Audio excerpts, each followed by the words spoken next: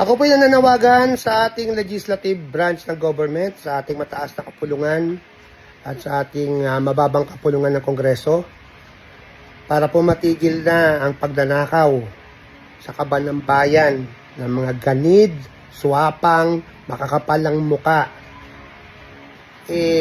Urgent po, gumawa kayo ng batas. Kung sino man pong nagtatrabaho sa gobyerno ang magnakaw ng piso hanggang trillion pesos, bitay ang hatol. Kamatayan.